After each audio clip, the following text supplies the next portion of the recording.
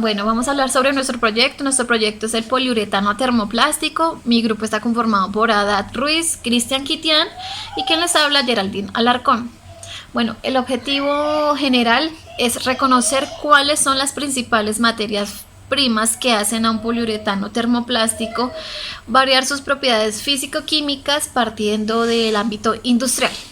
Los objetivos específicos que se plantearon es reconocer los usos más frecuentes del poliuretano termoplástico partiendo del ámbito industrial. Segundo, reconocer de manera general los insumos que se utilizan para la producción del poliuretano termoplástico. Y tercero, identificar cuál es el procedimiento o cuáles son los procedimientos físico-químicos para la creación del poliuretano termoplástico. La pregunta problema que surgió es qué factores físico-químicos juegan un papel importante en la elaboración de poliuretanos termoplásticos y la modificación de sus características siendo un polímero sintético. La respuesta que le podemos dar es que hoy en día en la industria tradicional es muy fácil poder encontrar materiales sintéticos y artificiales capaces de soportar condiciones físico-químicas extremas, las cuales no podían ser alcanzadas con materiales derivados de fuentes naturales o de biomasa. En las tareas cotidianas es muy normal ver el poliuretano. Lo vemos en la casa, en el trabajo. Esto se debe a que se puede crear cualquier tipo de artículos. Varían desde el punto de vista industrial, como por ejemplo los aislantes para la construcción. El más común del que se habla son las espumas. Cuando hablamos de poliuretano hablamos de polímeros formados a través de diferentes reacciones. Bueno, a continuación les vamos a presentar algunos términos en el marco teórico para el poliuretano, así como los métodos de obtención del mismo. Poliuretano termoplástico. Es caracterizado principalmente gracias a su resistencia a la absorción y a bajas temperaturas, así como de ser aislante del sonido. El poliuretano termoplástico se forma a través de reacciones entre dioles, polioles e diisocianatos.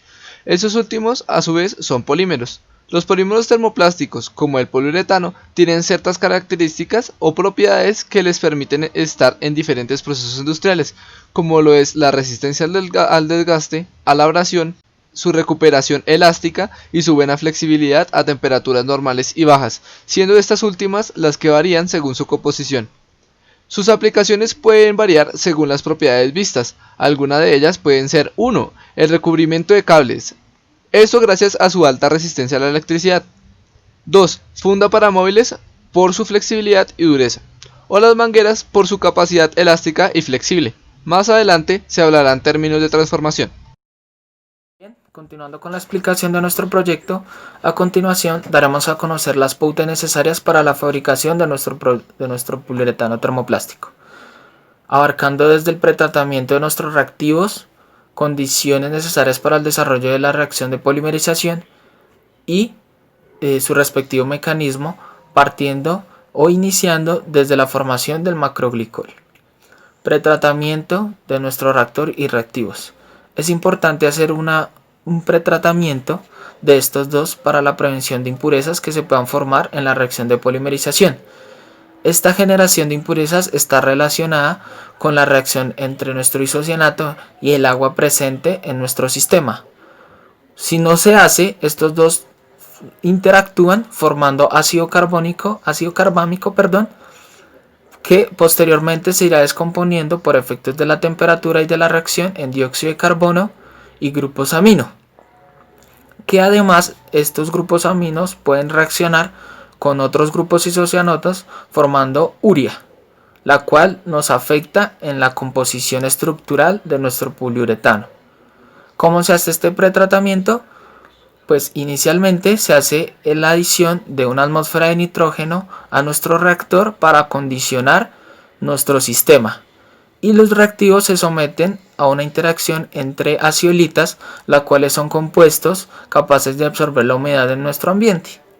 Esta interacción no es directa, sino que se somete a un equipo llamado como desecador, el cual es capaz de absorber la humedad del ambiente a partir de las zeolitas. Condiciones necesarias para la reacción de polimerización.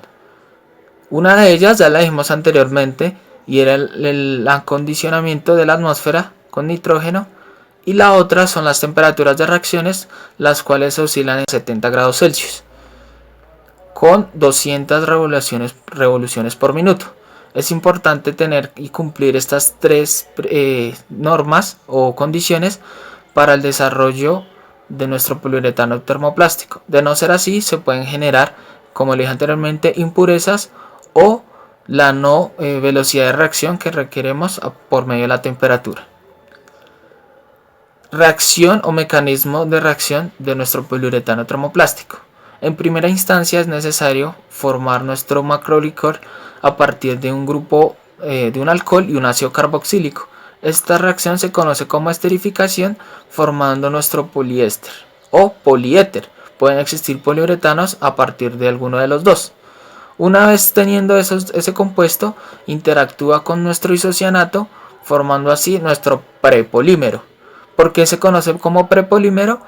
Porque durante esa reacción entre ellos dos hay un exceso o ciertas moléculas de isocianato y de macrolicol sin reaccionar, por lo cual se requiere otro tratamiento, el cual se conoce como una polimerización y la adición de alargadores de cadena, los cuales ya fueron mencionados anteriormente y nos sirven para asimismo interaccionar con estas pequeñas moléculas que no reaccionaron inicialmente, haciendo así una mejor constitución en la estructura molecular del poliuretano y un mayor alargamiento de las cadenas de nuestro compuesto.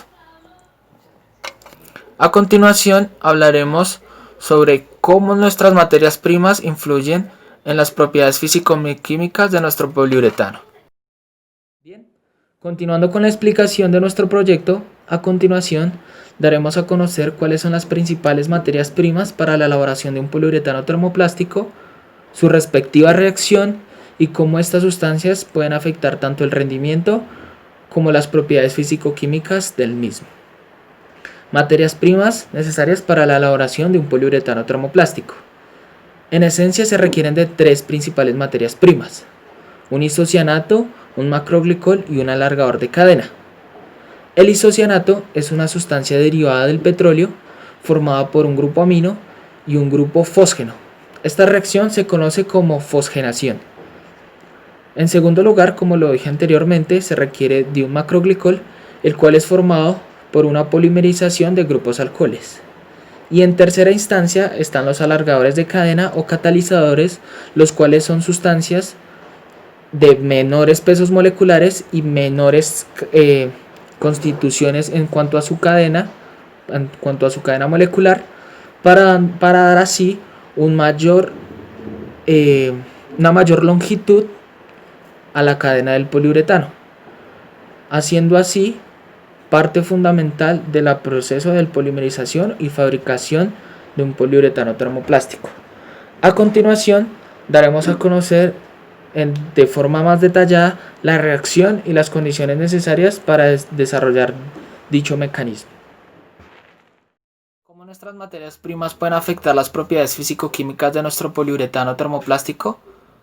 Pues lo pueden afectar de muchas maneras, y en ese orden de ideas es importante saber en primera instancia sobre cuál macroglicol fue formado nuestro poliuretano, si fue formado por un macroglicol de poliéster o poliéter, puesto que estos dos tienen características diferentes, lo cual daría asimismo propiedades distintas a los poliuretanos. Por ejemplo, si nuestro poliuretano fue formado por poliéter, este contará con mayores propiedades a los procesos de hidrólisis. Pero si nuestro poliuretano fue formado de tipo poliéster, por macroglicoles de tipo poliéster, este contará con mayores resistencias, mayores flexibilidad y menores puntos de fusión, lo cual lo caracterizaría como un poliuretano termoplástico. Adicional a esto, hay que tener otros factores en cuenta, y es como el peso molecular, la cantidad de carbono de nuestro macroglicol y la distribución física o la interacción que tuvo con los compuestos de isocianato, formando así una forma cristalina o desordenada. En nuestro documento tenemos una imagen de una representación gráfica de cómo sería la acomodación y la interacción entre entre el grupo isocianato y el macroglicol. En ese orden de ideas, cuando se genera esta polimerización, se desarrollan dos tipos de grupos, unos grupos blandos y unos grupos duros, en los cuales los grupos blandos son las partes de las cadenas de los macroglicoles, dándole esa flexibilidad, y los grupos duros son los grupos de isocianato con los alargadores de cadena. Entre más sea el peso molecular y la cantidad de carbonos de mi macroglicol, este va a tener una mejor interacción entre las demás cadenas de macroglicol, aumentando las fuerzas de Van der Waals que se generan entre ellos. Asimismo, se genera una polaridad entre mi cadena blanda y mi cadena dura. Es decir, que las propiedades de un poliuretano se generan a partir de nuestra materia inicial, que es el macroglicol, sea de tipo poliéter Métodos o de tipo producción de poliéster. polimerización. Método de one shot. Es el método de... Se tomaron algunos documentos en inglés, como lo es Poliuretano, Química y Tecnología, parte 1 de Krieger en Nueva York del 2001. Sin embargo, la utilización de estos grupos amino puede generar impurezas como la urea, las cuales afectan las propiedades del polímero. Y el método del prepolímero. Dentro de la nomenclatura de los poliuretanos, un prepolímero es un estado medio que hay en la reacción de poliadición de isocianato. Este método permite que la reacción se complete entre los diferentes tipos de componentes del poliuretano. Para este método no es necesario un catalizador y al final lleva a la formación de estructuras segmentadas.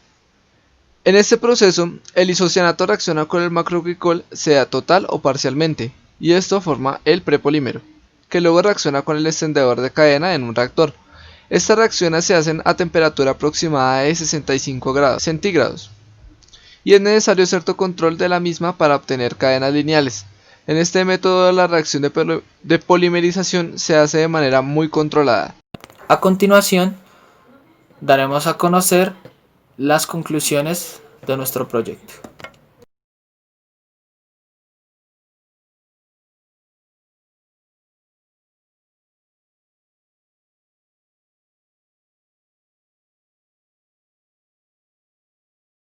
Bueno, como bibliografía se utilizó la degradación in vitro de mezclas de poliuretano termoplástico del 2013 de Valero. Nuevos materiales híbridos de poliuretano termoplástico y es de Donate Robles del 2012. También está la síntesis y caracterización de poliuretanos termoplásticos que contienen resinas y su aplicación es de Francisca y es del 2000 de la Universidad de Alicante. Está el estudio para el desarrollo de láminas poliméricas basadas en poliuretano y sus derivados. Es del 2019 y es de Acosta Gómez.